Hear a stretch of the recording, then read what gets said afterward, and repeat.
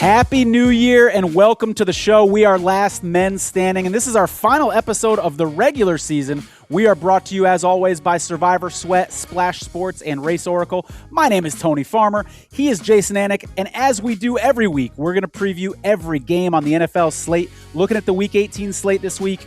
But also, we've got a fun announcement for you. Jason and I are going to go over our Survivor New Year's resolutions at the end of the show, and we have a very special guest today. Real Bro is going to join us. He's one of the 6 still left in Circa Survivor, battling for $18.7 million.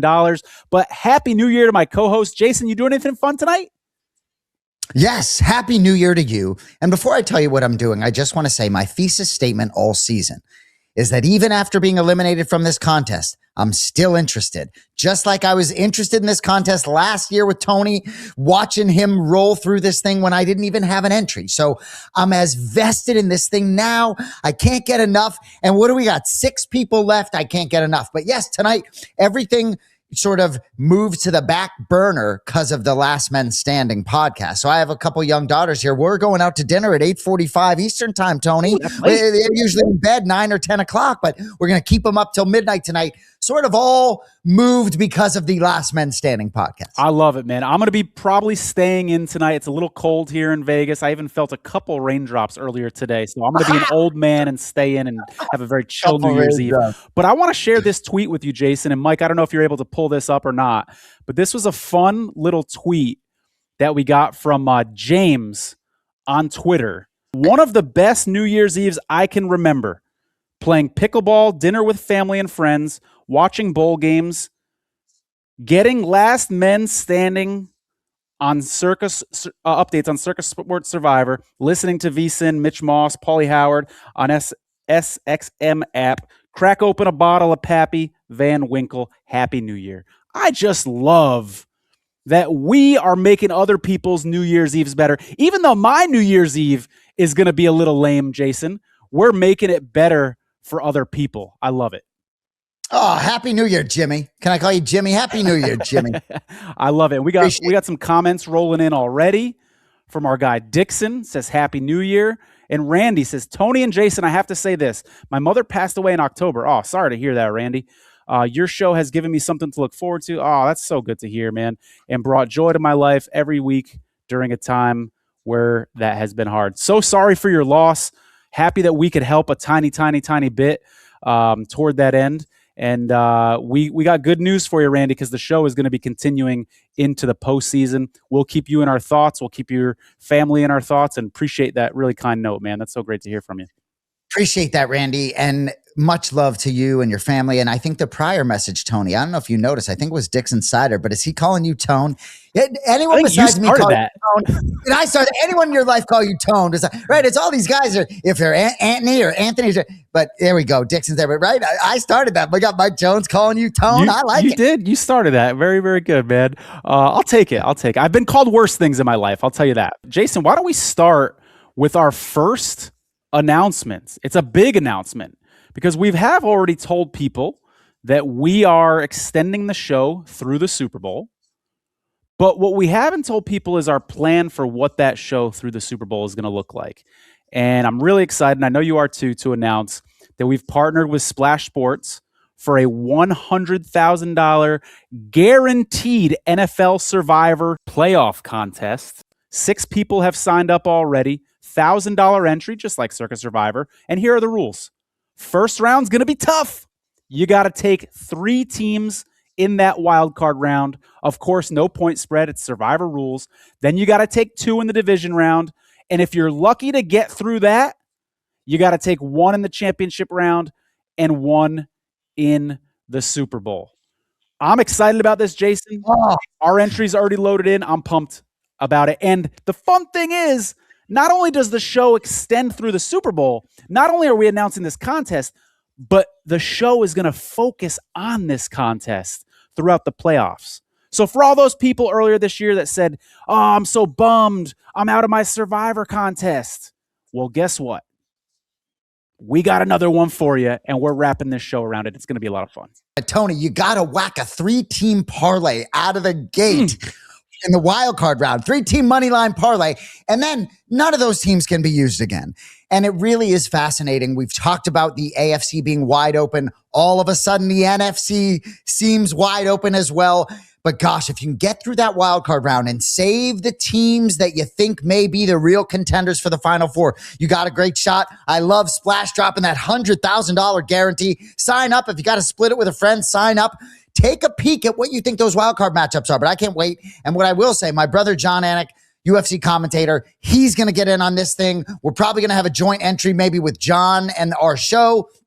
He may get in on his own, but I'm telling you right now, Tone, we're going to talk about some of these other splash contests, but despite being out of Circa, we got a little juice in these splash contests. I'm fired up. I'm excited. And we're going to bring, for just so everybody knows, we're going to bring the same energy and excitement toward this contest that we have for the last 18 weeks. So, for instance, if it's the last week and there's 4 people left, we're going to invite them on the show and have the conversations just like we have been all season long. So, really, really looking forward to that. It's going to spice the playoffs up a little bit. You and I are already in the playoffs with Patriots fan, 49ers fan. Now we got this level of excitement on top of it, Jason. I can't wait for week 18 to be over and head into the playoffs with you, man.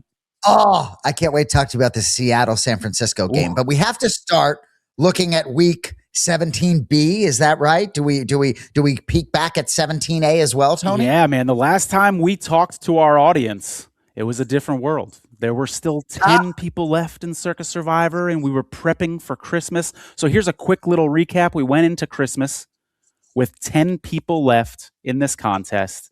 We lost 1 on the Commanders. Surprise move. Bunch of people who we assumed were going to be on the Commanders actually went with the Vikings and got by with Max Brosmer. So we go from 10 down to 9 after Christmas. And then last week, the Bucs clipped 3 more. So now we're sitting at a place where there's 6 left, and the average implied value is a little over $3 million each. Despite what it says on the screen there, 1.8, that's a little outdated. Yeah, we're down to over $3 million each for each of these entries, Jason. And I'm excited because I'm going to be at Circa on Sunday, and some of these guys that are still in it are also going to be at Circa. So we'll be bringing you content on Sunday from Circa. It's going to be a blast. What is going through these people's minds right now? We're going to have one of them on the show in a couple minutes here, but how freaking exciting is this? So we're going to spend plenty of time looking forward, but if we look back real quickly to week 17, right? And frankly, it makes a lot of sense. There's a lot of Circa Survivor relevance here with the Bucs being those 3 entries eliminated in week 17B. Tampa Bay Buccaneers, right? 7-9, lost 7 of 8, lost 8 of 10, lost 4 in a row. Just like a complete implosion. Mike Evans comes back, doesn't seem to matter on the scoreboard at the end of the game. I just think it's fascinating. And, you know, Tony, I know we're going to talk about the game, but Bucs could win this week and then get eliminated the next day if the Falcons win at home against New Orleans. And all 3 teams go 8-9 and they lose a tiebreaker. It's fascinating, that free-for-all. And I'm very interested to sort of peel back the curtain on those 3 entries and where other directions they perhaps could have gone. Yeah, good stuff from you, man. I want to talk a little bit about the Bucs as well, because just what a disappointing team. Baker Mayfield has to be hurt. I have no other explanation for how he went from an MVP to just playing like dog shit. And they're healthy now at the wide receiver position, and they're just still playing so terribly. Other notes here from the weekend that I wrote down. That Rams win was very disappointing. Excuse me, that Rams loss was very disappointing to the Falcons. Stafford had 3 interceptions, knocked himself out of MVP, the top spot in the MVP race. Not a good look for him. Really disappointing loss from the Bucs, like you said. Also, the Steelers fighting for the division couldn't get a win against the Browns. Do you guys want it? Tampa Bay and Pittsburgh, do you want the division or not? And then that 49er game, great for me as a 49er fan. Great for me as a bettor, too. I told you guys on the show last week I liked that game over. I liked the all-overs. Very high-scoring game. I got home. I didn't give this pick out, but I got home with a Juwan Jennings anytime touchdown. So it was a very, very fun Monday night for me as well. Yeah, I like that guy a lot for sure. Bones joined us in the back. We're going to bring him on the show here in a minute. But I did want to give one other shout-out, Jason, real quick, as we're recapping last week. How about Kick Your Knees Up, who takes the Giants last week? And I will be very honest with you. I criticized that decision. I was like, I think that might be a bad pick in Circa Survivor. But what did we see that morning, Sunday morning? We saw the point spread start to go up and it closed at -3. And it didn't look quite as bad at that point. And then when the Giants roll the Raiders, it looks like a genius move. So shout out to Kick Your Knees Up. That was a bold, bold move to put yourself on an island in a position to scoop. Very well done. I loved it the moment I saw it. I went to the sports book and tailed it. You know, the Raiders were in fade mode. They were in tank mode, if you want to say it like that. Brock Bowers, Max Crosby wasn't happy to be sent out of the building. And when you look at Jackson Dart on a microphone, the juxtaposition of that, where he's trying to get better every week, and certainly Kafka hoping to be either, auditioning for other jobs if maybe he doesn't hold that Giants job. So I think it was a great, great zigzag spot. The definition of a great zigzag spot in this contest for me. Very, very bold, and saved themselves a couple other teams for week 18 because they could have taken Cincinnati last week and instead have Cincinnati this week. Good stuff. All right, we're going to go ahead and bring Casey on to the show. Second appearance on Last Men Standing. So good to have you on here. Goes by Bones sometimes. We're going to call him Real Bro today because that's the name of the entry. And I like that Jaguars jersey over there. That's looking sharp. That's a nice touch, brother. Ready. I love it. I love it, man. When did you get into Vegas? Got in last night. All right, fantastic. My first question for you, brother. I think you're going to be at Circa on Sunday. Correct me if I'm wrong. All right. Absolutely. Mindset at Circa, because when I'm alive in Circa Survivor and I'm watching games by myself, I'm very much rooting for other people to go down, and I cheer loudly when other people lose. I'd imagine there's a little bit of etiquette involved at Circa, though, because you're surrounded by people who are also in this thing. So do you kind of like temper down the cheering a little bit? How do you handle that awkward situation? So it's kind of interesting because I've told you before, I'm a poker player, and I play almost all cash games where when you win, someone else loses. So you don't really celebrate in people's faces, right? There's an etiquette, there's whatever. But this is different. They know I'm rooting against them. They're rooting against me. It's fine. Gabe and I joked from one of the Survivor Atlas guys, he's going to be on Vikings, that we wouldn't root against each other or whatever. I'll be kind of happy if the Vikings lose. Not going to lie. Listen, honestly, the stakes are so high right now, and every game is worth somewhere between, $600K and, by the end, a couple million. I'm going to root for who I want to root for. I'm not going to get in their face. I'm not going to, point my finger, in their face, whatever. But I'm going to root for who I want. And I think we all know that we're going to Circa. Everybody's trying to win. Everybody's trying to, win the most or whatever. It's been awesome to be competitive with these guys, but we're all trying to win. We're all trying to scoop the 18 million. I'm not going to pretend I'm not trying to scoop the 18 million, right? I'm not going to pretend I'm rooting for the Patriots. That's got you. Good stuff.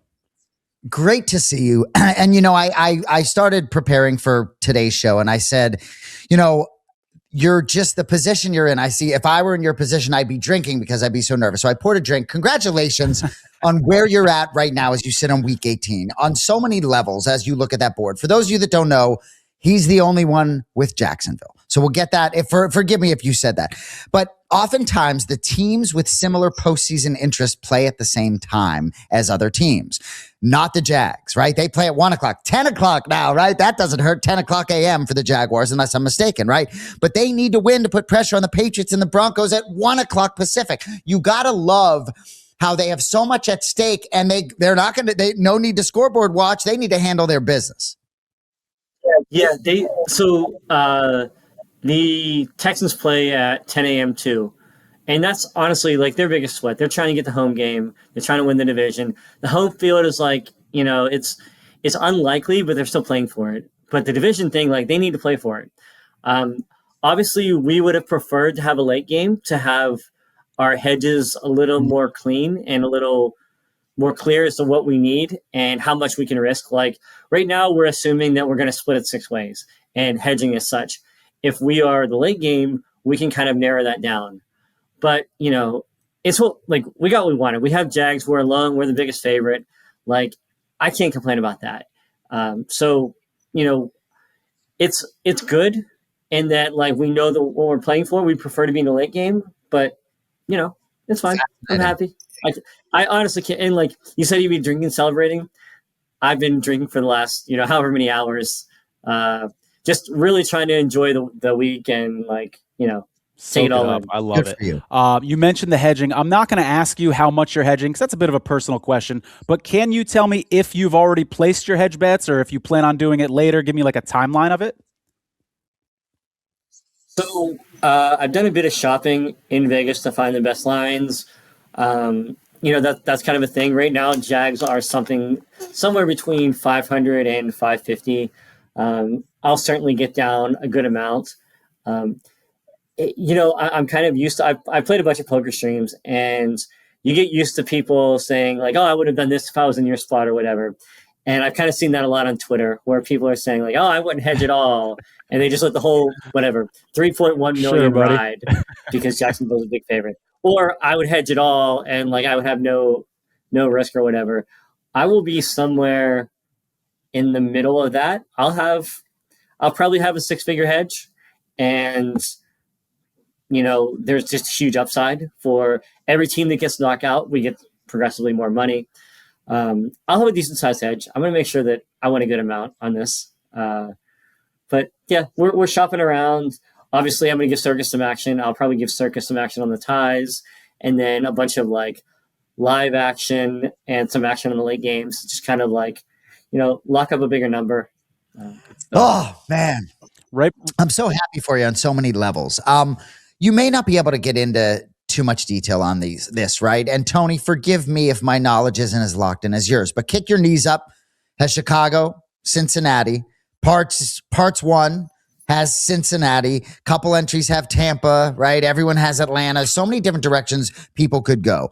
One thing I just want to say about this Cincinnati game, right, is that, these teams like Cincinnati, Burrow, they're putting up numbers, right? Slinging it, right? But this is the last day of the season, right? Burrow's going to be heading somewhere Monday morning, go and look for fossils wherever he's going, right? So for some of the others that have decisions to make, are there any guys you're eyeing specifically that you're competitive with? Any games that you can get into in any way, shape, or form?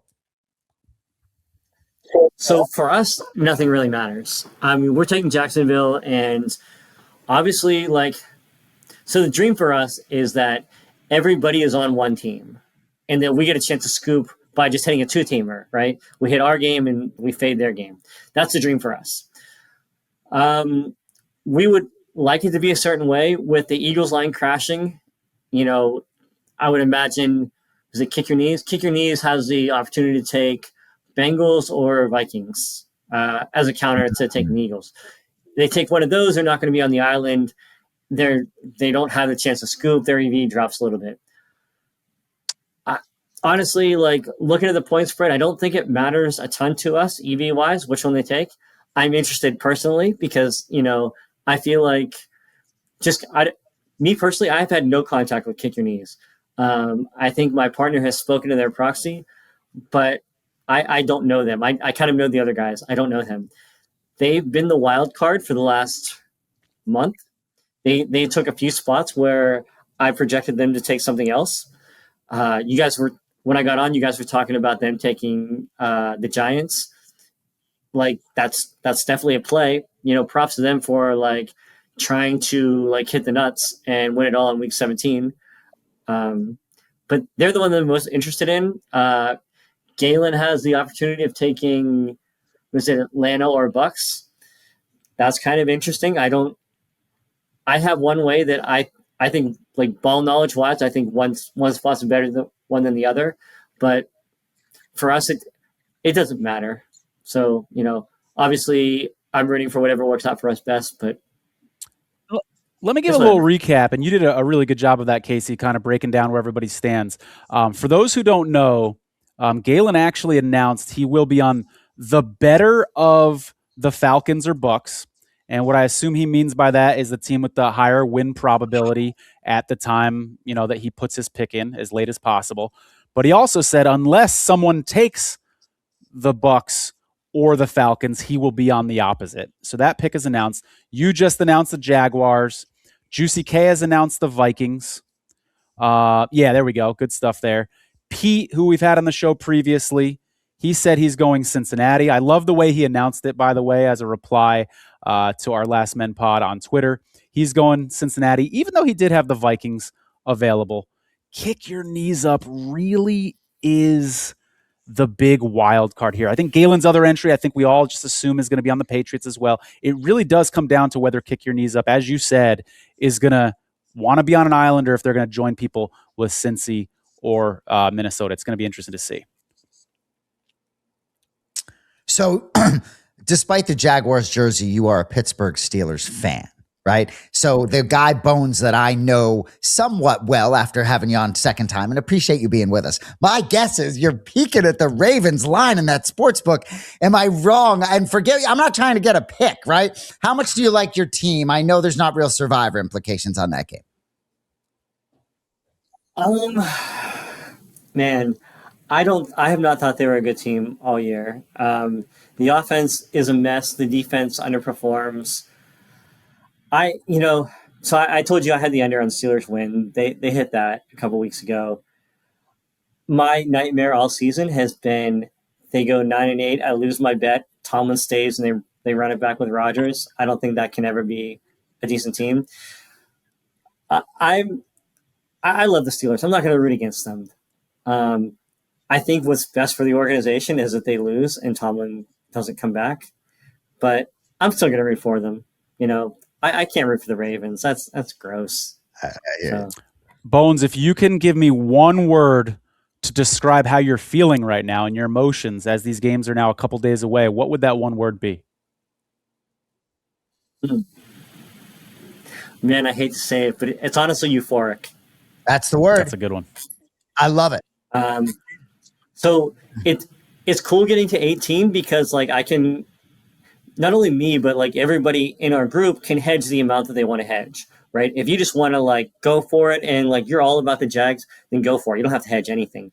If you want to there's a way that I can lock up basically the same number if we win or lose and just free roll all the pay jumps or so. Pay jumps as in another team loses, we bump up. Two teams lose, we bump up or whatever.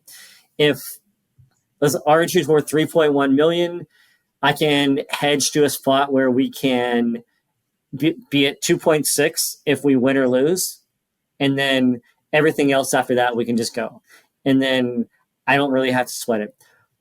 I have an idea for what I personally want to do, but if I were saying if this money means a lot to you, that's probably the way that I would go. Is we have 3.1 locked up. I can do a way where we can have 2.6 win or lose, and then we just free roll everything else. You talked a lot. Final thing for me, Tony, but you talked a lot about your hedging opportunities early when we went with you a few weeks back, right? And looking at that money line that opposes the Jaguars, just such a beautiful number to be in a position to hedge. And so, I hope that you can be in a position by game time where I had a similar question to Tony, where you can forget thinking about any of it and just sit and root as a Jaguars fan at 10 o'clock Sunday morning. Oh, I'll be 100% rooting for the Jags. Even if I do that, where we're the same if they win or lose, there's still all the upside when we win. Also, I want the check. I want to hold up the big novelty check. I want to be there with all my boys celebrating and stuff. We're rooting for the Jags. I bought this fucking jersey. I have no interest in Brian Thomas Jr. I have no exposure to him in fantasy. I'm here for the fucking Jags. I love That's it. The same jersey I would have picked on that team. Go ahead, Tom. We got a question here from Will the Thrill. When did you start hedging? We hedged, me personally, I want to say it was after Thanksgiving. I had a few teasers on the Eagles, but a very small exposure, maybe 5% of what I gained with the EV of the Eagles beating, or the Bears beating the Eagles. We started hedging. I had a pretty sizable hedge on Chargers versus Raiders. And then I had a hedge on the Packers-Bears game, a smaller hedge on Texans, and then Thanksgiving, and then I had a decent sized hedge, and then last week I had a pretty big hedge. Nice. That's helpful. So I'm in for a decent amount right now. Good stuff, man. Good stuff. Without getting into like, too much details about like how much I'm in for or whatever, I'm in for a decent amount. All the hedges would have had me winning a little bit overall. So, and money aside, I've always said, like, if I win this contest, obviously the money is the main thing, and that's exciting. But there is a little bit of pride. There's a little bit of a lot of pride. And there's another word that I'm looking for. Some personal satisfaction. I could give you 1,000 words. Euphoria is the best fucking word, though, bro. I'm so happy that you're leaning into the moment. Yeah. Man. So what would it mean to you to just? Honestly, like, I love this. I love Survivor. I love this competition. Like, I love all the aspects of it. I love the competitive nature. I love the analytical stuff. I love football. And like, this is a point of pride for me. Like, I'm really enjoying this. I've gotten to know my competitors a little more. It's kind of cool because, like, for me, it's almost like a reunion. Like, I know the guys on Juicy Coochie, I've known them for 15 plus years. Wow. Some of the guys on Galen's group, I met 15 plus years ago at, playing poker or whatever. So it's very cool to like kind of touch base with some guys who I haven't seen in forever because our paths in gambling have kind of diverged, but like here we are in the same competitive field again. So it's been very cool for me. I'm like super ecstatic to be this deep. It's such a rare opportunity that I don't know if we'll ever get back. So I'm trying to just like fully appreciate the moments and maybe you'll get to meet a new friend at Circa on Sunday. If Kick Your Knees Up is there in house, you'll get to meet someone as well. I hope so, yeah. I don't know parts at all, and I don't know Kick Your Knees, so I hope to be able to awesome. That's all right. Just go see The Godfather. We went through that last show, right? Tony will be at a fucking table. Everybody go see fucking Tony. Yeah, I'm looking forward to it. I don't know any of the Circa guys either, so I'm looking forward to meeting them. They do an amazing contest. I can't recommend Circa highly enough to everybody. Like, they do this rank-free. It's an incredible contest. It's well organized. Like, they're the best. Could not agree more. I'm looking forward to meeting you in person on Sunday, even though we've had several virtual interactions. Thanks so much for coming on the show. We appreciate you. Fun week for you in Vegas for New Year's Eve, and you're ready to party on Sunday if things go well. Thanks so much for coming on the show, brother. I'll be wearing the Jags jersey to the club tonight. Get it, bro. I love it. I love it. All right, take care, real bro. We appreciate you, brother. Take care, man. Have a good you too, man. Happy New Year's. All right, good stuff there with Real Bro. By the way, if you enjoyed that interview, if you're enjoying the show so far, hit that like button, that thumbs up button. If you're watching on YouTube, if you're watching on Twitter, that heart button gives us a like as well. That helps us a lot with the algorithm. But Jason, that was a lot of fun. There could be 6 different islands on Sunday, Jason.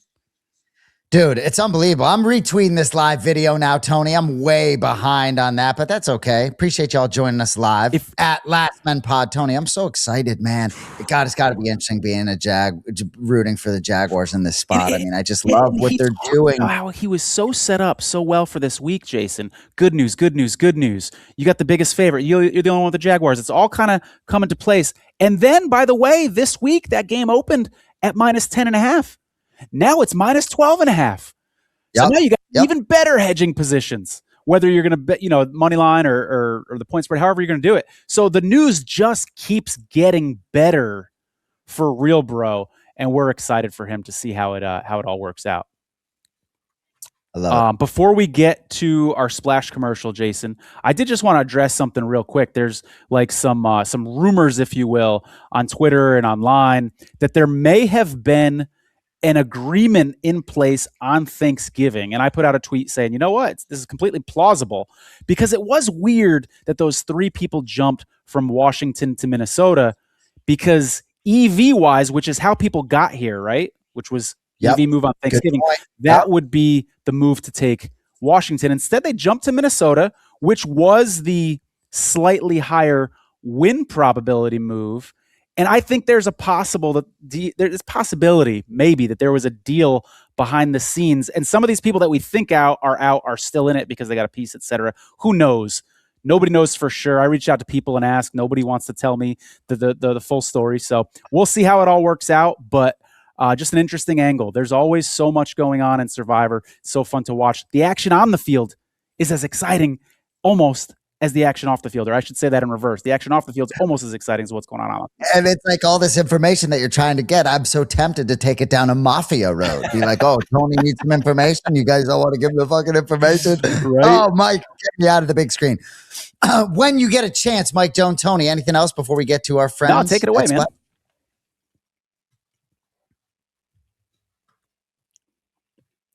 Maybe Mike needs me to hit that button. I don't know if he's going to be able to cue this commercial. I can look for that. That's not a problem at all. Yeah, right. I pulled this off last week, so I think we can pull it off again this week. Bear with me here. If not, I got plenty to say about Splash Sports. Yeah, why don't you start with that while I look for this video? It might take me a second. All right. So shout out everybody at Splash Sports, by the way. I know we're talking a lot about Circa Survivor, but shout out everybody at Splash fucking Sports. We appreciate you guys. We got a lot of juice going on over at Splash Sports. So just for those of you that haven't joined us before, quick update on the contest that we are in for the show. So the Splash 50,000 Road to the Big Game Survivor. 1,112 entries down to an even 100. We got through last week on the Broncos and the Bengals, right? So it's 2 picks until you get to the postseason. So 2 more picks needed this week. At the end of this show, we'll go through that. Just to let you know quickly, to plant some seeds for you, the teams we've used: Mr. Farmer, Philadelphia, Jacksonville, New Orleans, Houston, Cincinnati, Denver. So I'll remind you, 2 picks week 18, 1 pick wildcard weekend, 1 pick divisional round, 1 conference finals, 1 Super Bowl champion. The other contest we're in, Kelly's 250,000 college football playoff survivor. I think we updated everybody last week. We did get through. There was I think a little bye week in there. What's our entry name? Can we reveal our entry name in that, Tony? In the Splash? Yeah. I actually don't know what it is off the top of my head. It's a big D, so maybe it is similar to Circa DD3's Revenge. Yeah. Revenge. Also, by the way, my Circa Survivor name. Yeah. Okay. Thank you. We're still live in that contest. About roughly half the entry, 55% or so. 1,352 remain of roughly 2,500.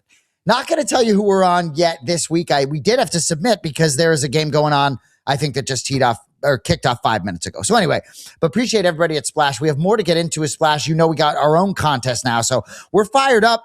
You know, I understand maybe I'm not collecting. Maybe we are collecting the same paycheck as Bones, but we're still trying to collect something via Splash Sports this season. Absolutely. For people that are just tuning in, we had an announcement at the beginning of the show. We're extending the show through the playoffs, and the show is going to be focused on this $100,000 guarantee NFL Survivor Contest from Splash Sports. Let's go ahead and roll their clip. Sports fans, don't miss out on the action right now at splashsports.com.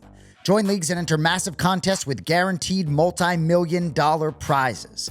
Splash Sports brings the contest experiences straight to your phone in over 40 states with even more ways to play, compete, and win all season long.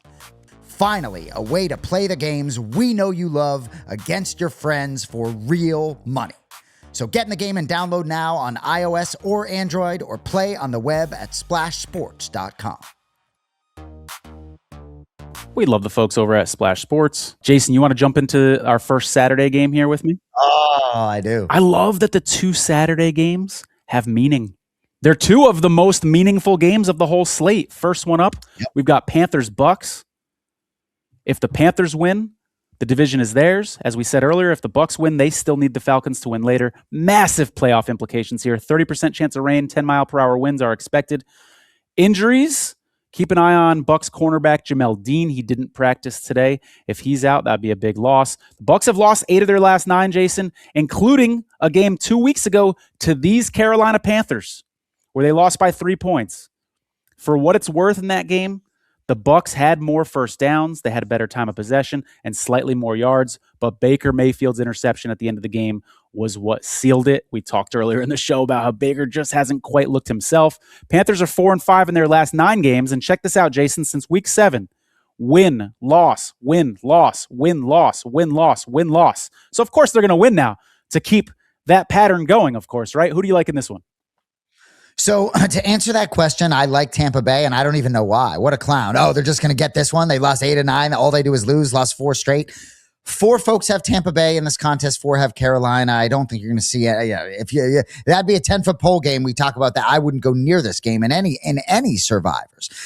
the reason I like Tampa Bay is not necessarily because I like them in the game as much as the chaos, right? This division is so silly that I would love to see Tampa Bay win so that Atlanta-New Orleans game, the irony that the two teams that don't have a chance to win it compete in a game that will determine it is just, I give me all of that. But yeah, I wouldn't go near that game. But for some reason, I lean Tampa Bay because I think they just do enough. And I just can't believe in Carolina. It's so stale on offense so often. You're leaning toward this team that just keeps losing, but I hear you because the Panthers, every time they're in a big spot, they seem to let you down. So I would not be surprised to see that happen. Remember, Galen said he's going to be on the better of Tampa Bay and Atlanta. As things stand right now, Atlanta's minus 165 at Circa, Tampa's minus 150 at Circa. So it appears right now he's going to be on Atlanta unless Kick Your Knees Up comes out and says they're on Atlanta, which, by the way, Jason, I'm not expecting because Kick Your Knees hasn't announced any picks up until this point. So I'm guessing Galen is going to be on Atlanta, and then Kick Your Knees, if they're paying attention, that would scare them off Atlanta theoretically, and then maybe they end up on Cincinnati and we have a two-person island. I love it. Next up, the game that I'm highly interested in, 49ers, Seahawks. Seahawks minus 1.5 point favorite. A little earlier in the week, the 49ers were the 1.5 point favorite. 55% chance of rain. 10-mile-per-hour winds in this one, by the way. Mike McDonald, Seattle's coach, is 1-2 straight up and ATS against the 49ers since taking over as coach. He's also 14-2 on the road. God, Seattle is so good when they're away from home. Injuries to be aware of in this one. Both left tackles are banged up.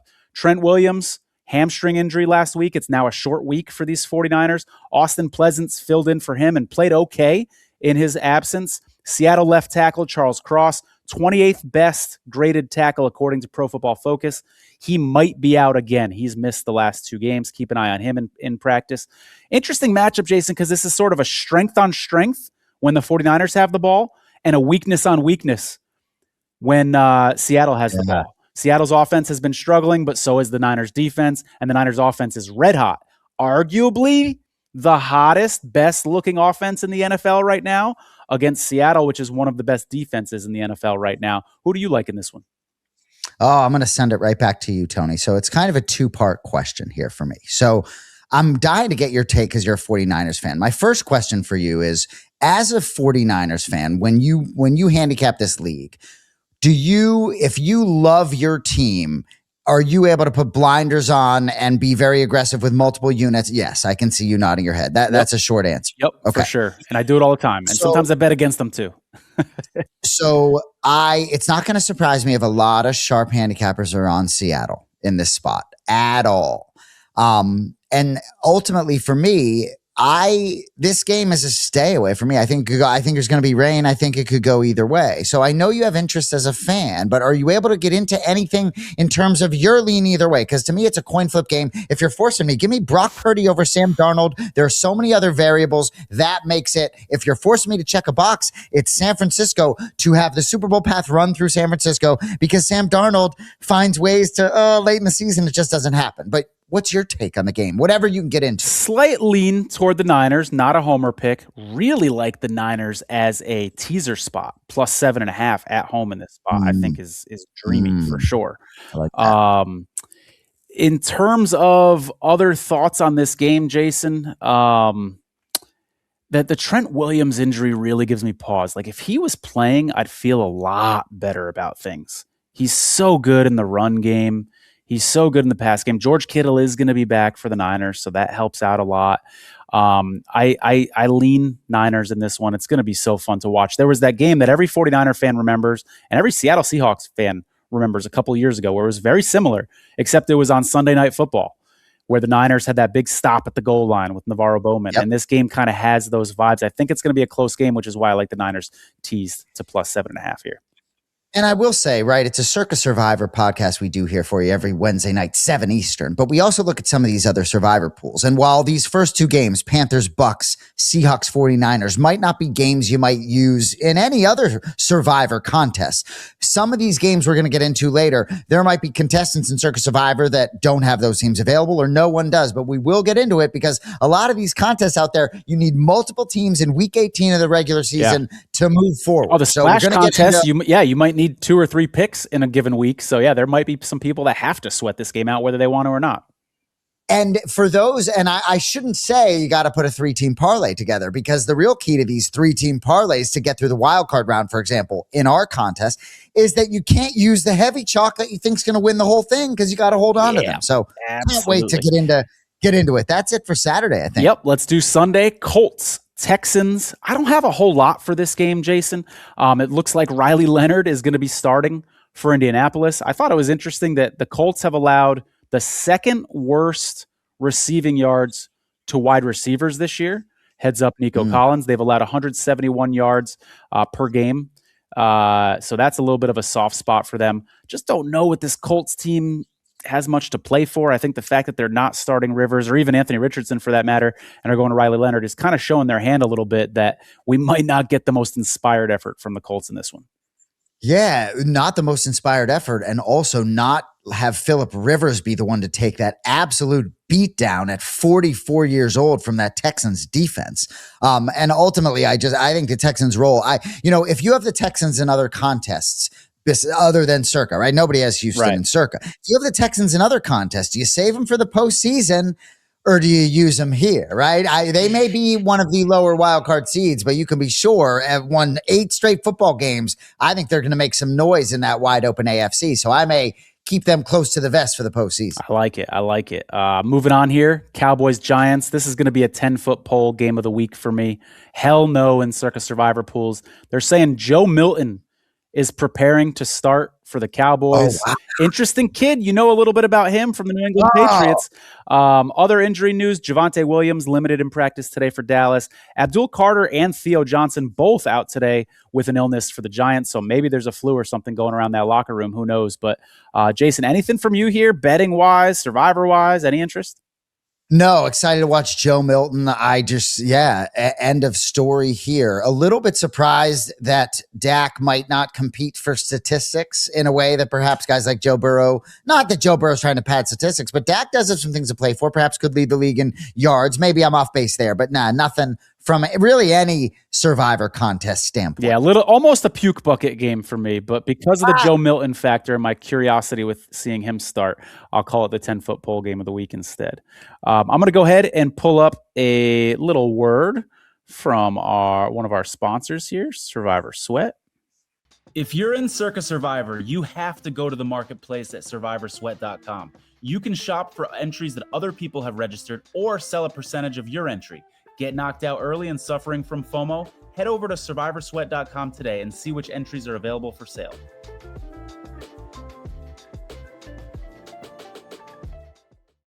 It's funny about these voiceovers. Yours I like better and better. Listening to my own voice, I like less and less. Survivor Sweat. Appreciate all of you at Survivor Sweat all season long being with us on the Last Man Standing podcast. So a little update, right? There is a Survivor Sweat contest. We are in it, baby. Excuse me. So 69,000 at stake. It's an NFL contest, right? Of the 772 entries, 235 still available. Got through last week on the Cincinnati Bengals. Most were on the Bengals. This contest does go through to the postseason. So ultimately using the Bengals, they're not competing in the postseason, was a good spot to use the Bengals. Having a lot of fun. Only one pick to submit this weekend. A lot of different directions to go. I'll get into that briefly at the end of the show as well, but we got some juice, Tony. We could take this thing to a whole nother level. Maybe move me out to Vegas, get in that VSiN studio if we win one of these contests. I love it, man. I love it very much. Next game up, Browns, Bengals. This is going to be a fun one to talk about. Bengals are 4-0 straight up and 3-1 ATS in their last 4 against the Browns. And I think that's noteworthy because these are the same 2 head coaches that have been with these teams for the last couple of years. Injuries to be aware of. Rookie tight end Harold Fannin didn't practice today. He might play, but David Njoku is a lot less likely to play. It's meaningful that the Browns are banged up at the tight end position because the Bengals are the worst team in the league defending tight ends. They allow 90 yards and a touchdown per game to the position. The next closest, Jason, in terms of yards, is the Colts at 69 yards. So 21 yards per game more than any other team in the NFL, and 0.3 touchdowns per game more than any other team in the NFL. So that injury means something. Jason, what I'm about to say isn't what Parts 1 wants to hear, because he's already announced he's on the Bengals. But I really think that this Browns team, if you think about it, is kind of built to beat the Bengals. And I know our guy Bones is still listening because I see his comments. So this is music to his ears because he wants the Bengals to go down. I think this Browns team is built to beat the Bengals, and let me tell you why. They've got a great defensive line. What do we know about the Bengals? They've got a bad offensive line. They limit wide receivers very well. No team in the NFL is better at limiting wide receivers in terms of yards than Cleveland. What's the Bengals' strength? Their wide receivers with Jamar Chase and T. Higgins. And I already broke down that whole tight end thing where the Browns are really strong at tight end. We'll see if they're healthy. And the Bengals are bad defending the tight end. So this game scares me from a Survivor perspective. It really does. I know the Bengals are playing well. They seem to be playing for Joe Burrow. But if I had other options, I would not take Cincinnati this week. And by the way, this is not a criticism at all of Parts 1's decision to take Cincy, because I would probably take him here in his spot as well. But I'm just saying, for other people out there who are in other contests, maybe a splash contest, I would look elsewhere outside of Cincinnati if I were you. Last thing I'll say, just a reminder, these two teams played in week 1. Very close game. Bengals won 17-16. Some of you out there remember this game because you were on Cincinnati in week 1. Joe Flacco started that game. So little different situation here. But yeah, this one scares me. I don't like it, Jason. I agree with every word out of your mouth, right? And Burrow on the Bengals, he was there in week 1 and they got nothing done. It's really interesting, right? I've talked a lot about Joe Burrow wanting to put up numbers, Jamar Chase and T. Higgins, and last week with Arizona. But I think this week is a little different. And I wonder if things aren't going so well against Myles Garrett and company, right? And it's sort of a little bit of a shady day. And you can be sure these dudes are talking about where they're going on Monday. I alluded to this in the interview with Bones. I think it's a very scary spot if things don't go well, right? Even for those of us that were on the Bengals last week in other contests, right? You're glad it went well right out of the gate, because if it doesn't go well, it's a little close with the Cincinnati, with the Cleveland Browns. Browns have a lot to play for. Anyone who's under center for the Browns is playing for a lot. So I think it's a scary spot. I agree with what you said about Chris is the owner of Parts, if I'm not mistaken. Maybe I'm mistaken. Okay.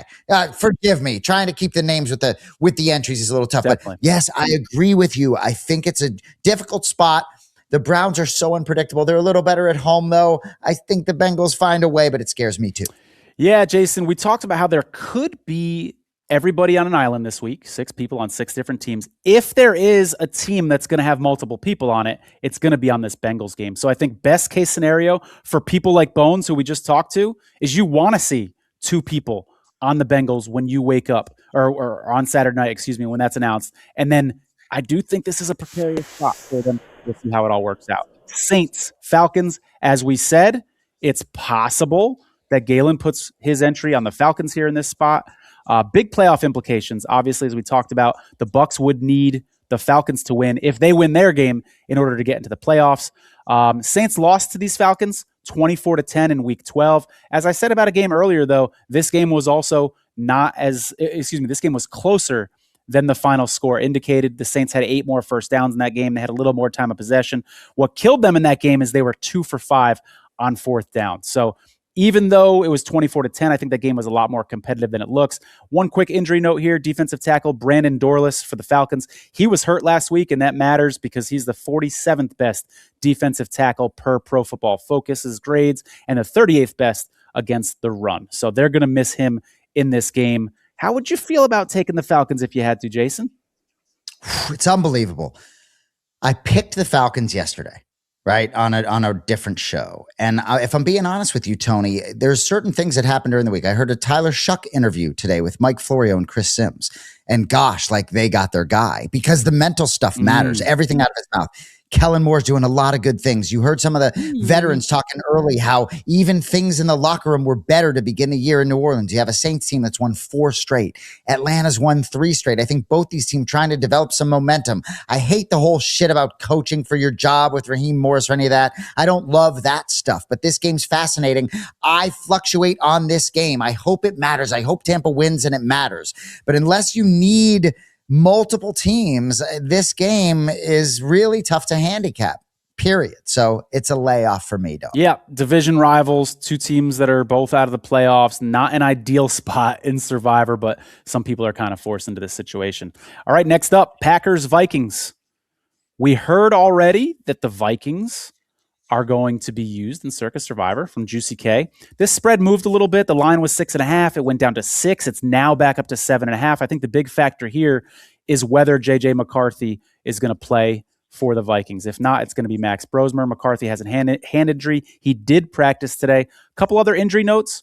Hawkinson didn't practice for the Vikings. Jordan Mason was limited for the Vikings. Remember, kick your knees up could go Minnesota here in this spot. I think they're going to end up going Cincinnati. They could go Minnesota. We'll see how it works out. If you were Juicy K and you were on Minnesota in this spot, Jason, you got the Brian Flores defense. How comfortable would you be against backups for Green Bay? And let me make sure I mention this. Malik Willis is also hurt, so it might be Clayton Tune or the newly signed Desmond Ridder for the Packers. How would you feel about the Vikings? Clayton Tune signed to the active roster today. I think it's going to be him. Both Willis and Love banged up. And honestly, I could go on a whole rant about Malik Willis. I would give him a bag. I was on a Las Vegas radio show yesterday. I said, I go after him. Forget whoever's coming out in whatever draft. But anyway, I do not think the Packers are prioritizing anything but health in this spot. I think that Lions line could jump, or that Vikings line could be even fatter than -7.5 when it closes. And this Packers team is so banged up everywhere that if there was ever a spot to literally shut it down, there's so little to gain in the playoffs. I think even if you get Max Brosmer and is super limited, you brought up, Flores. Flores potentially going to be a head coach somewhere. He wants them to bring the smoke. Oh, yeah. So I like the Vikings more and more every minute that ticks off the clock. A couple other interesting notes. Did you see the Cowboys cut Trayvon Diggs and then he signs with the Packers? That's a nice little pickup for Green Bay. I know he's hurt a lot, but that's a nice little addition right before the playoffs. It almost seems unfair that they were just able to get him right before the playoff run. As a Niner fan, I don't like it. Well, it's interesting, and I think they had to come up with about $420,000 or something, sort of for that, to keep him around. But it also, you put he's a free agent, puts him in. It says something goes well, he wants to, he was with Micah Parsons, right? He wasn't happy Micah left Dallas. It's a genius signing. Then with the compensatory pick formula, if he leaves next year, you might even end up getting a compensatory pick for him if he signs a big contract. So yeah, really good signing for them. Last note on this game, you mentioned how the Packers just signed Desmond Ridder. Well, guess what? He was on the Vikings roster earlier this season. So a little bit of a revenge game for him. He knows the playbook, etc. Maybe he's sharing some secrets. Also a revenge game for Aaron Jones, who used to play for the Packers, although he didn't practice today, so we'll see how healthy he is. Moving on here, it's the game that Bones is probably sticking around to hear us talk about. He's the only one in Circa Survivor. I should say Real Bro, so you guys know who we're talking about. Real Bro, only one in Circa Survivor with the Jaguars left. A dream spot, as we've been talking about on the show. And part of the reason it's such a dream spot, Jason, is because the Jaguars have so much to play with. Let me break it down for you. If the Jaguars win and the Broncos or Patriots lose, they get the number 2 seed. The math folks out there says about a 25% chance of that happening. And there's also a possibility that the Jaguars get the number 1 seed if they win and the Broncos and Patriots lose. So they'll be playing hard, which is all you can ask for if you're Real Bro in this spot here.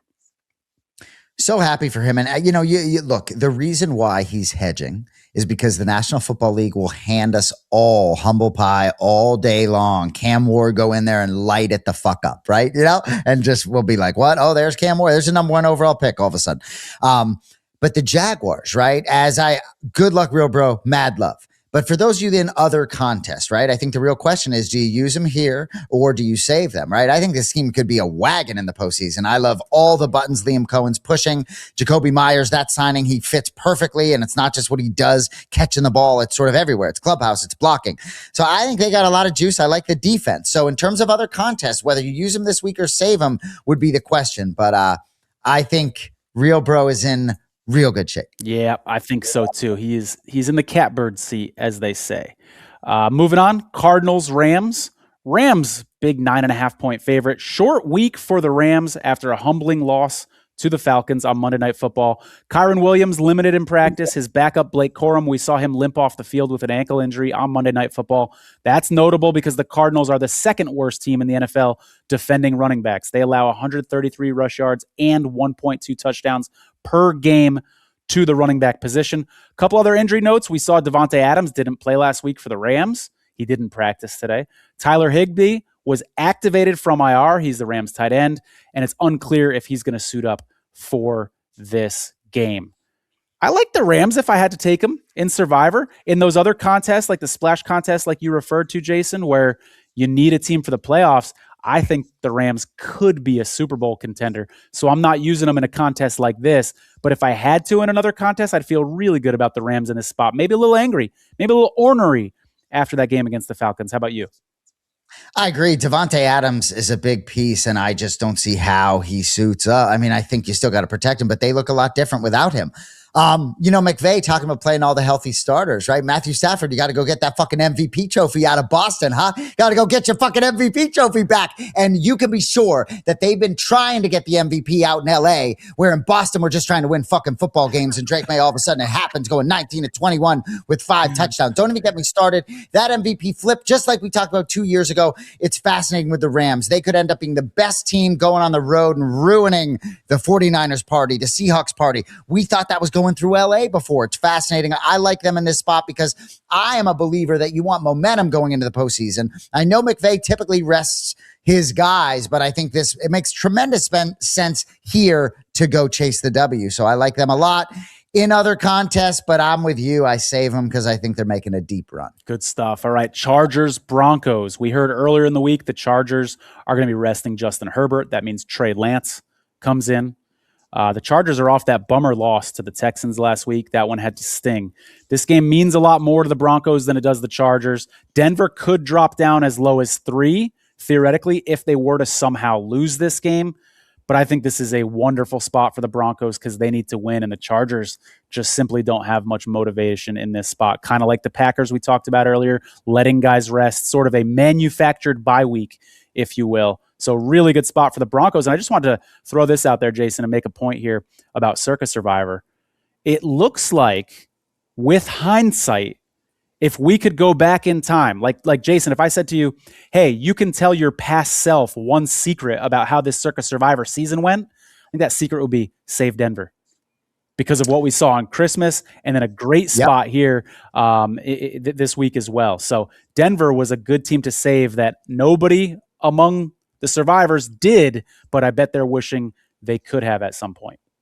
It's a great point. They're also really happy they used them earlier and got so lucky, as so many of you did, on Denver. They should be 10-6. On so many of Denver's games. Yeah, good point, for sure. Oh, God, don't get me started. This 1 seed, right? As a Patriots fan, just if I digress for a minute, the one team I don't fear in the AFC is the number 1 seed, Denver Broncos. For real. Telling you, I know the defense is good, right? But if you have the Broncos in other contests, right?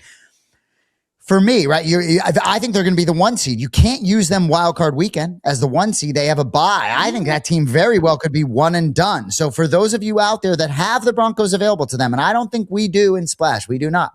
I would maybe consider them this week because I'm not sure Bo Nix and company is winning a postseason game. Jacksonville handled them by a couple touchdowns a couple weeks back. So really interesting conversation. But that Broncos team, I mean, you talk about the Bears having a horseshoe up their ass. How about you look at the team up in Denver? Yeah, you're not kidding. I was about to say, Jason, you're going to talk me into the Broncos for our Splash contest, but you just reminded me that we've used Denver already. But yeah, I think that's a great spot if you got them.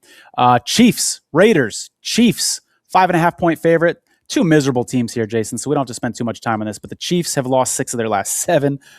Didn't think I'd be saying that this season. Raiders have lost their last 10. Vegas Nation reporter Vince B, I can't pronounce his last name. He says it looks like a combination of Kenny Pickett and Aiden O'Donnell in this game. That reminds me of the John Madden quote, if you have 2 quarterbacks, you actually have none. They don't really have much of a quarterback there in Vegas, but kind of a puke bucket game of the week for me because you've got Aiden O'Connell and Kenny Pickett versus Chris Okadukin. Are you kidding me? Or I don't know if I said his last name right. I probably didn't, but to my point that he's not very good, only had 66 yards last week. Really 2 bad teams. So much going on with Circa Survivor and so many good games this week. How could you even bear to watch this one, Jason? Oh, nothing to say. And even if the Raiders are tanking, you're certainly not going to trust the Chiefs, who they should be tanking too and get the best possible draft position. The only thing I'll say you quickly is Max Crosby. If it is time and he is going to leave Vegas, I love how loyal he is. I really hope New England goes really hard after him, because I believe he can will a good team to a Super Bowl win and make them great, great, great. He has made that Raiders bad team pretty decent on many Sundays single-handedly. Absolutely. Now we're going to go ahead and throw it over to our good friends over at Race Oracle. Attention racing fans. If you want an edge at the track, you need Race Oracle. This subscription service uses advanced AI modeling built on over 200,000 historical races, crunching hundreds of data points from weather and track conditions to jockey history and speed ratings. Race Oracle gives you proprietary win percentages, Kelly betting strategies, and live odds tracking, covering every race in North America plus the UK and Ireland, so you can bet around the clock with confidence. Don't guess, predict smarter. Subscribe today and start betting with data, not luck. Appreciate everybody over at Race Oracle. No doubt. Specifically our guy Chris Legendry. Our work is not done with those folks either. This show is going to continue, and I believe we'll be involved with those cats over there to some extent. Don't you think, Tom? Absolutely. No doubt about it. If you like horse racing, definitely check out the Race Oracle app. Next up, Jason, we've got Dolphins, your New England Patriots. Patriots, a big favorite. Gary A is the only entry in Circa Survivor that has the Patriots available. Great spot, but a little bit of bad news for the Patriots this week. Both Stephon Diggs and Christian Barmore allegedly involved in some pretty gross sounding incidents off the field. I guess they're both eligible to play right now, but are the Patriots going to suspend those guys and try to get ahead of any sort of league suspensions? I'll say this. I think the Gary A entry is obviously still in a great spot here with the Pats against Brady Cook, but it's not what you want to hear when there's $18.7 million on the line that the team that you're trusting has two off-the-field issues that could be a media distraction. Who knows what's going on in that locker room, et cetera. So if the Patriots lose this game, I don't think those things will have anything to do with it. And I'll give you the same answer Vrabel gave to some reporter that asked him if he was disappointed. I would say the same thing to you, saying it's bad news.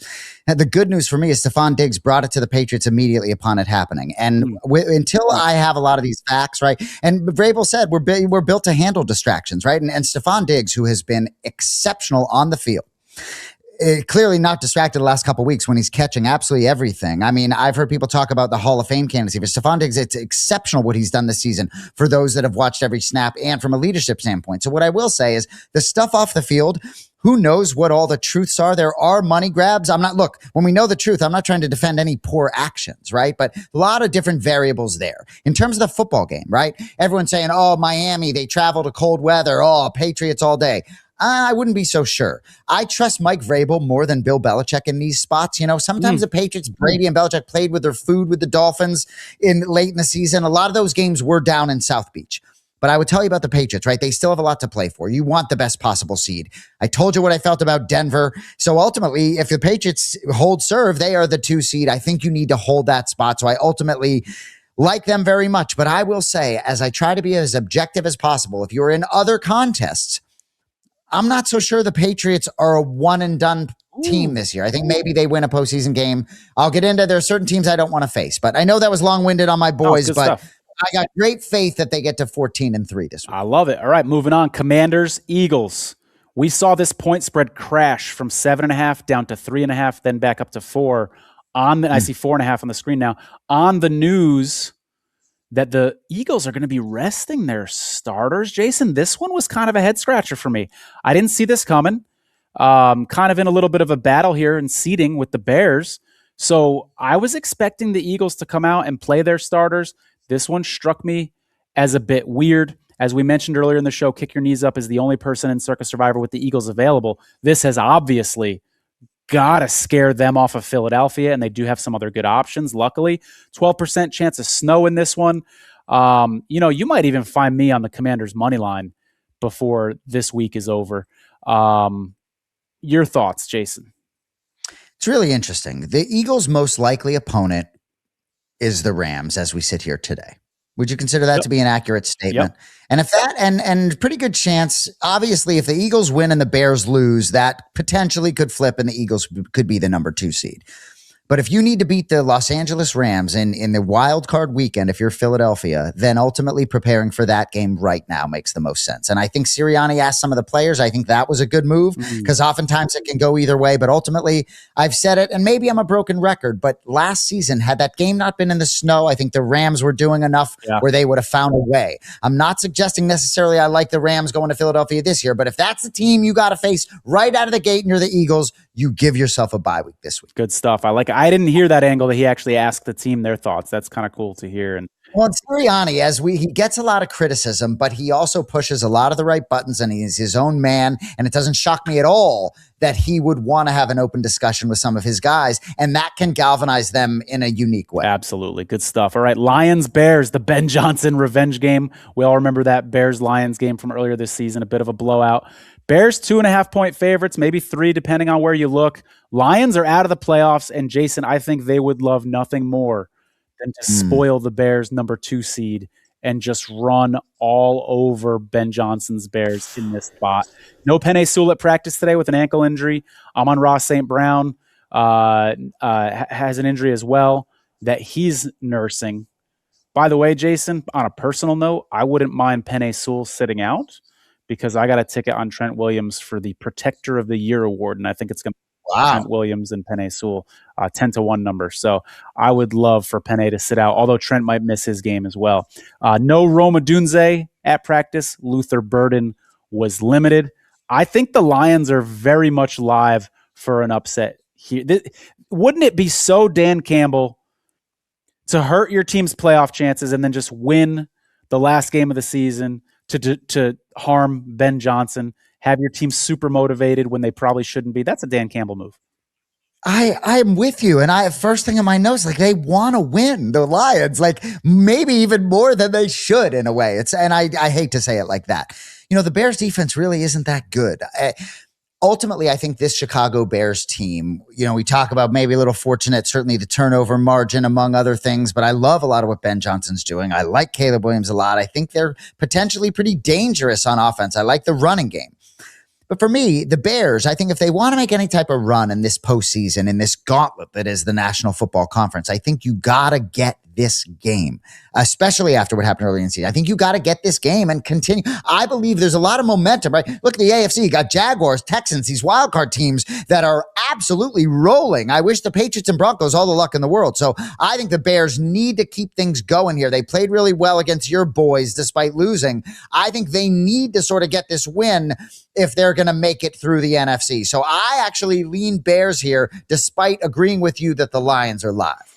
Yeah, short week for Chicago. We'll see how it all works out. Yep. Jets-Bills is the next game up, and we've got a question here about this game from the audience. For a survivor pool that ends in the regular season, so 1 week left, would you guys feel reasonably confident taking Buffalo in a survivor pool versus the Jets, even if Mitch Trubisky plays for most of the game?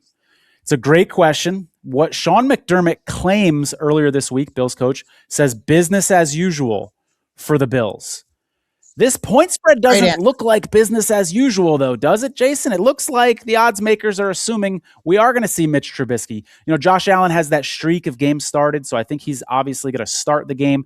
But I kind of like this question because it reminds us that we might see Mitch Trubisky on the field. I think we're even likely to see Mitch Trubisky on the field. 23% chance of snow, 8-mile-per-hour winds. But to answer the question, would I trust Buffalo in this spot? Absolutely not. I wouldn't.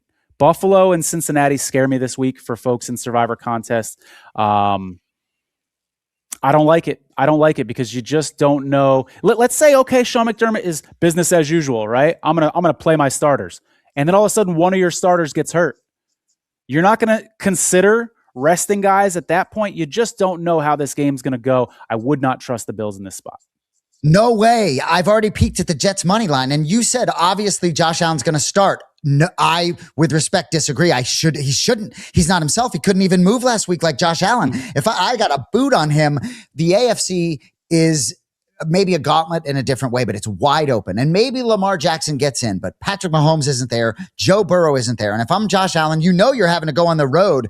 If I'm Buffalo, of all these teams shutting it down, Justin Herbert and Josh Allen to me are banged up in different but similar ways. Yeah. I like the Jets, and Aaron Glenn probably should be coaching he should be fired whether he wins or not. But I think the Jets, their roster's so depleted that maybe you squeak by with the Bills, but I wouldn't trust them at all. And the question was based on a regular season league. So obviously anyone in a postseason league, I wouldn't. But Tony, I wouldn't let Josh Allen sniff that field. I just don't see what you gain. Yeah, I agree with you. Like if I was Sean McDermott, that's what I would do. But when he's saying business as usual, that's leading us to believe that he's going to play. So yeah, it'll be interesting to see. And forgive me for cutting you off, but the reason I like that he phrased it business as usual, yeah, they are doing business as usual, which is Josh Allen, I think, being questionable and limited. So it could be business as usual, just handling an injury of 1 of 53 as we would any other injury. I think maybe he's getting cute with his words, but I would be, as a Patriots fan, I hope that you let Josh Allen not fully heal because I think the Bills. Look, I brought up a couple weeks ago, I'll take the Bills over the field in the AFC because I believe it's that wide open. Yeah, agreed. Last game here, not a Monday Night Football game. No Monday Night Football this week. Ravens, Steelers. Ravens 3.5. I really like the Steelers here with the hook, Jason. 9% chance of snow. Since 2020, the Ravens are 2-9 straight up, 3-8 ATS against the Steelers. Mike Tomlin owns John Harbaugh recently, and that includes a game earlier this season where the Steelers won 27-22. DK Metcalf went off in that game, 148 yards. No DK in this game.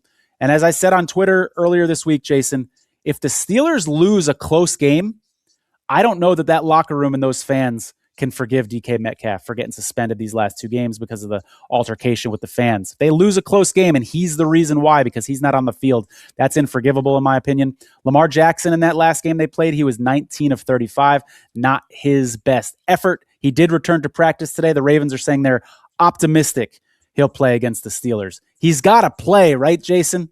Lamar Jackson has to play if he's returning to practice, right?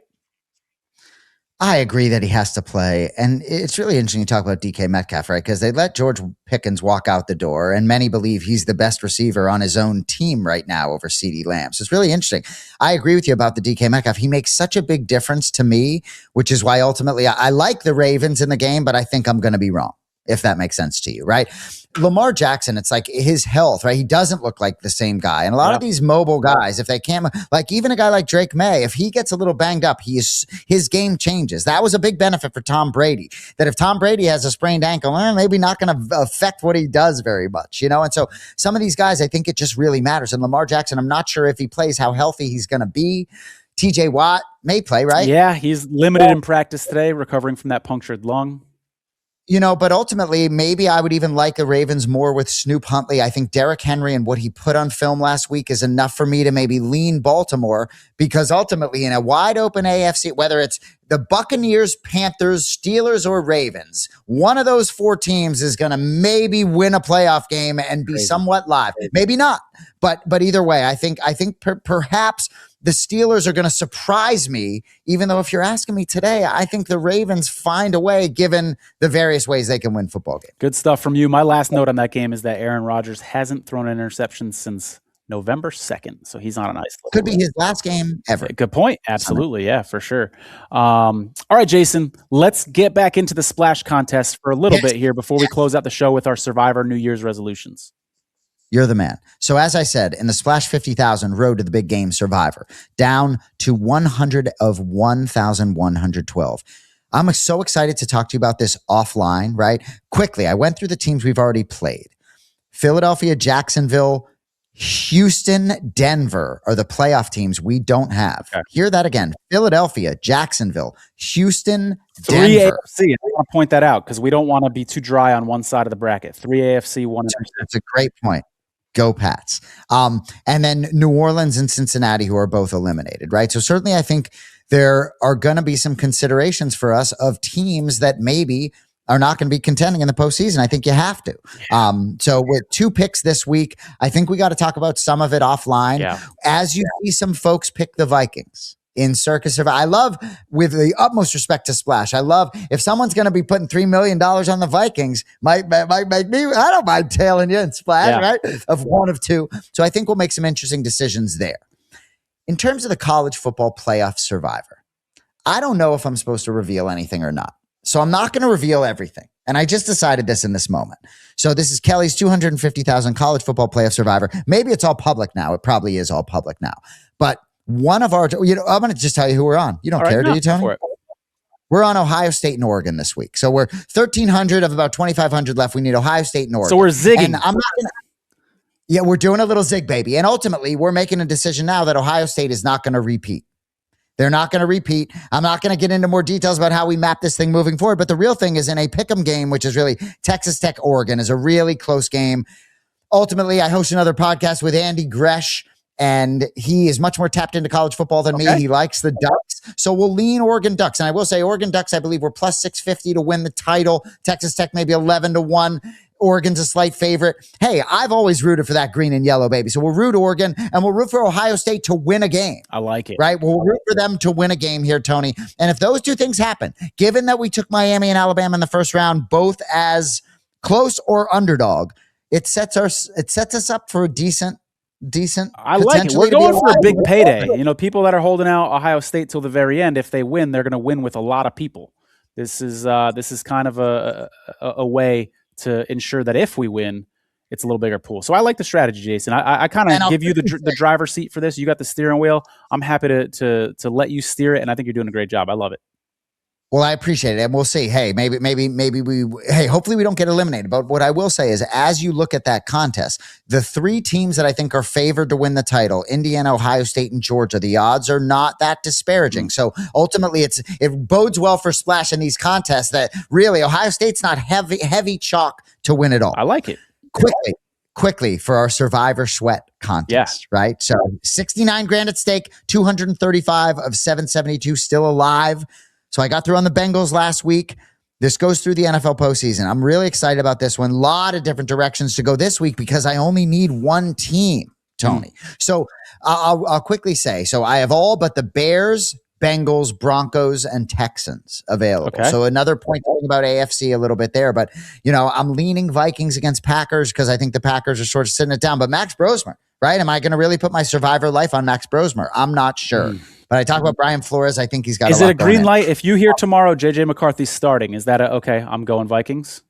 That's a great question, and I think the answer is probably yes. But what I will say, Tony, I've only used 4 teams. We've only used 4 teams, so the board is wide open, right? So I wanted to give it some thought as the week plays along. So I would lean Vikings now, and I know that you're not going to let us out of here before we get into some New Year's resolutions, right? Survivor's New Year's resolutions. We'll close the show with this.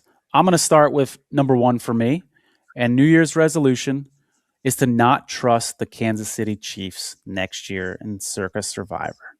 I lost an entry or 2 on the Chiefs against the Jaguars. I lost one of my final entries on Thanksgiving with the Chiefs against the Cowboys. Jason, this team has haunted me. I was at the Super Bowl in Las Vegas when the Chiefs beat the 49ers in the Super Bowl. I was watching the Super Bowl in Las Vegas from a sports book when the Chiefs beat the 49ers in the Super Bowl a couple of years before that. Both times they were comeback wins. This team takes my heart. They stomp on it. They did it to me twice this year in Survivor. I've learned my lesson. My resolution is to not trust the Chiefs next year. I wish we were not public right now and sitting privately, but I'm just going to say what I want to say to you anyway. I'm not afraid to do any type of happiness hedge at all, but I've known you a couple years now, whatever it may be. And gosh, if there was ever a team, if I could get into Tony's soul, if there was ever a team that could get him off of his train track in terms of gambling and handicapping, it's the Kansas City Chiefs. Yeah. I can see every time, Chiefs going to win. Chiefs going to win. Officially, these 49ers fans are built differently. You've had some different experiences, but I get it, man. I get it. Would you believe me if I said I hate the Chiefs? Oh, I might regret saying this. Do I hate the Chiefs as much as the New York Yankees? It's that serious. And for those who don't know, Jason and I are both Red Sox fans, so that's saying something. Well, and as a Patriots fan, I actually love Patrick Mahomes and the Chiefs and love it blows me away what they've done given being a Patriots fan. All of a sudden, we got another fucking dynasty already? It blows my mind as pay-per-view. I've got a couple more resolutions. I want to hear one from you, but real quick, Randy has one. Randy says, my resolution is to not pick the Thursday night game at all in Circa Survivor. That's a good one. That's a real good one. I had some data early in the season about what percentage of the field had been knocked out on Thursday nights, and it was quite a bit. The Rams really got some people against the 49ers. Thursdays were dicey for sure. And Randy, to take it a step further, maybe we look at Thursdays as zigzag spots where if you're going to play it, it's underdog solely. In Circa Survivor moving forward. If you have enough entries, which leads into my first resolution is more entries moving forward. 4 entries wasn't enough. I understand it's not free to enter this contest and everybody has their own circumstances, but the way in which we played the contest, and I say we, my brother Jason Anik, who was aggressive out the gate, being really aggressive with 4 entries was challenging. So more entries is the easiest Circa Survivor resolution of my life. I like it. My last 2 here, I'll just read them through real quick. I want to get into more Survivor contests.